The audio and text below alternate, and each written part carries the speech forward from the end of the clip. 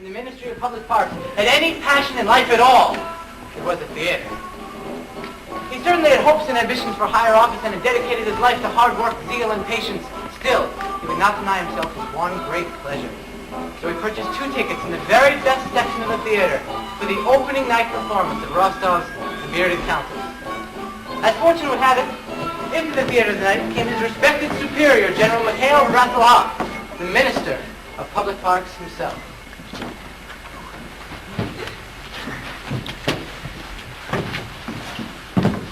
Good evening, General. What? Oh, yes, good evening. Permit me, sir. I am Cherdyakov, Ivan Ilyich. This is a great honor for me, sir. Yes. Like yourself, dear General, I too serve the Ministry of Public Parks. That is to say, I serve you, who is indeed himself the Minister of Public Parks. I am the Assistant Chief Clerk in the Department of Trees and Bushes. Yes, keep up the good work. Lovely trees and bushes this year. Very nice.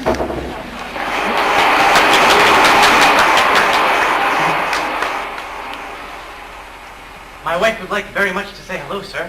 This is she, my wife, Madame Cherdyakov. How do you do? How do you do, General? My pleasure.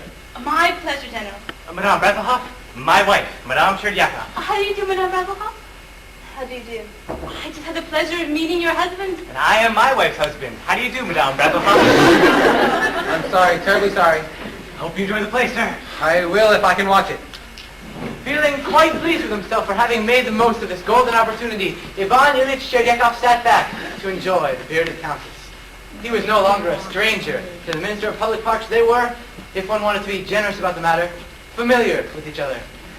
And then, quite suddenly, like a bolt from a gray thundering sky, Ivan Ilyich Cherdyakov reared his head back. Oh my goodness! I'm sorry I couldn't be. I'm sorry. Never mind, it's all right. Oh right, it certainly is not all right. It's unpardonable. It was monstrous of me. You make too much of the matter. Let it rest. How can I let it rest? Permit me to wipe your neck, General. It's only nice of you. Leave it be. It's all right, I say. But sir, I splattered you. Your complete head is splattered. It was an accident. I assure you, but it's disgusting. I'm sorry, my apologies. The thing is, sir, it came completely without warning. It was out of my nose before I could stifle it. Yes, certainly. It's not a cold, if that's what you were worrying about, sir. Probably just a particle of dust in the nostrils. Try as he might, Cherdyakov could not put the incident out of his mind. The sneeze, no more than an innocent anatomical accident, grew out of all proportions in his mind until it began to resemble the angry roar of a cannon aimed squarely at the enemy camp. He played the procedure back in his mind, slowing it down so he could view in horror the infamous deed.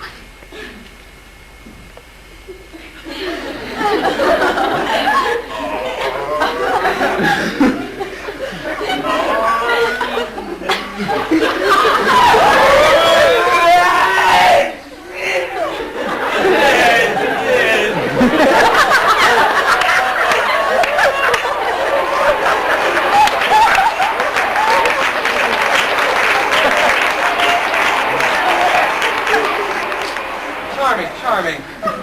Yes, it's charming. Simply charming. I found it charming. Did you find it charming, dear? I found it utterly charming. I was completely charmed by it. Excuse me, Who's Excellency. tapping me? Somebody. Who's that tapping? I'm tapping, sir. I'm the tapper. Cherdyakov.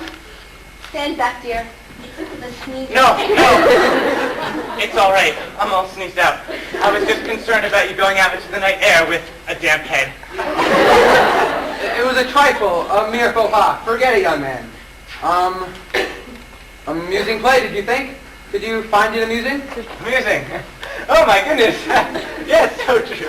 I haven't laughed as much. Which part interested you the most? The sneeze. When I sneezed on you, it was unforgivable, sir. Forget it, young man. Now, come, my dear, it looks like rain, and I wouldn't want to get my head wet again. Let people sneeze on you, dear. You're not to be sneezed at. I'm ruined. Ruined! They'll have me fired from trees and bushes. They'll send me down to branches and twigs. God, you mustn't let yourself be so concerned about it. It was just a harmless little sneeze. The general's probably forgotten it by now. You really think so? No! Here, come on. So they walked home in despair. Perhaps I should send him a nice gift. Some Turkish towels.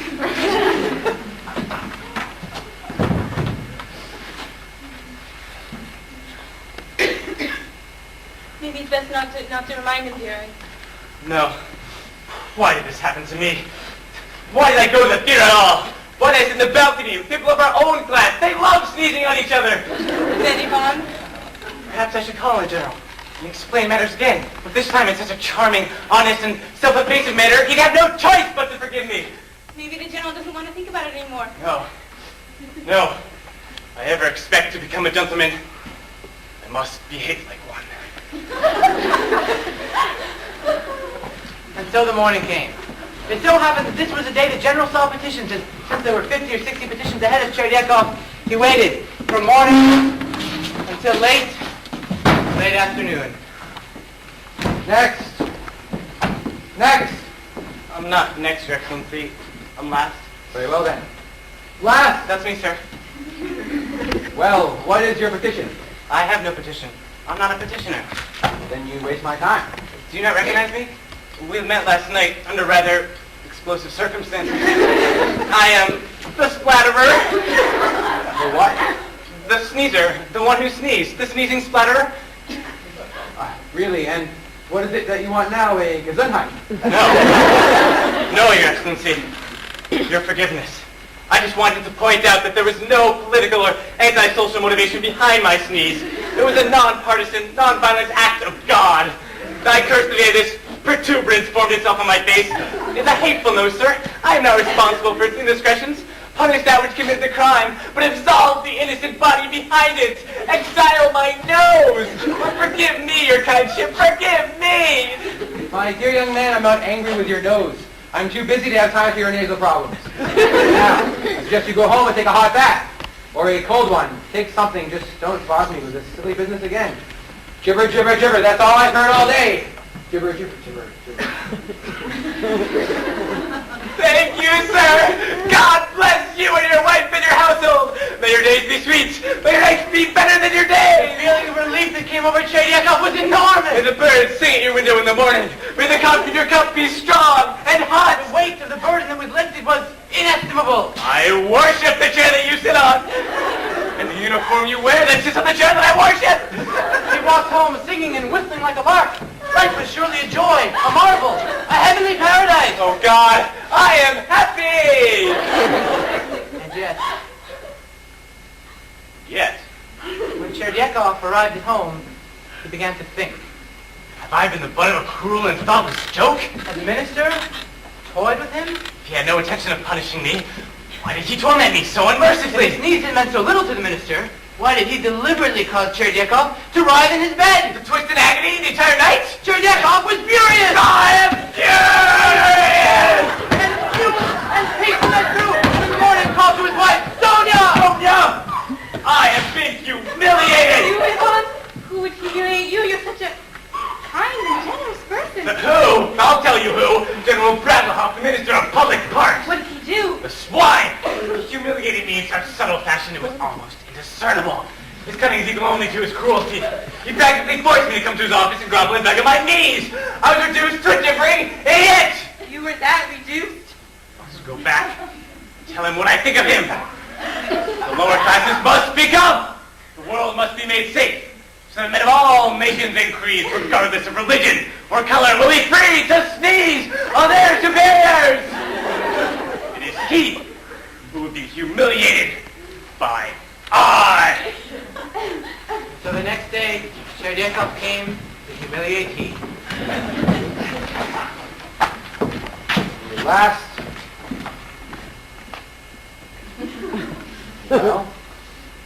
Well, Well, you say. Do you not recognize me? Look at my face. Yes, you are quite correct. It is I, once again. it is you once again who? Cherdyakov, I have returned. After taking neither a hot bath nor a cold one.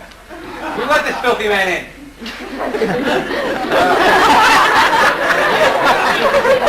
What is it? What is it? What is it, you ask? You sit there behind your desk and ask, what is it? You sit there in your lofty position as General Minister of Public Parks, a member of high standing among the upper class, and ask me, a lowly civil servant, what is it? You sit there with full knowledge that there is no equality in this life, that there are those of us who serve, those that are served, those of us who obey, those that are obeyed, those of us who bow, those of us that are bowed to.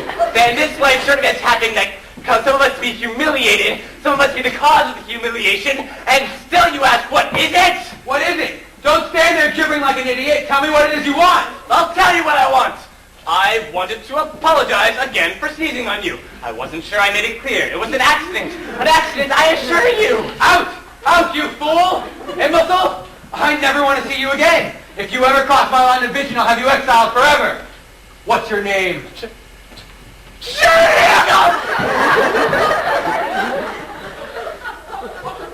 You germ spreader! You maggot! You insect!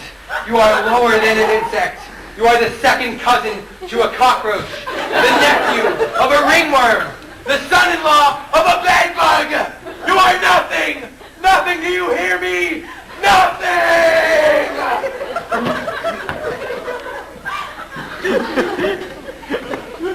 At that moment, something broke loose inside of Cheryakov. Something so deep and vital, so organic that the damage that was done seemed irreparable.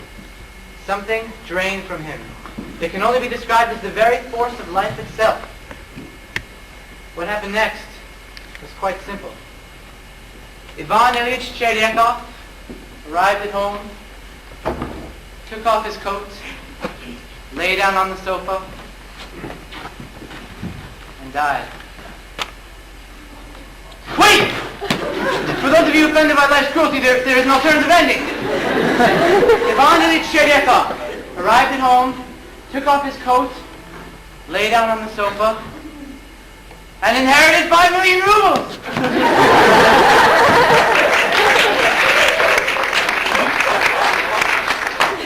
There's not much point to it. But it is uplifting. I assure you, it is not my intention to paint life any harsher than it is. But some of us are indeed.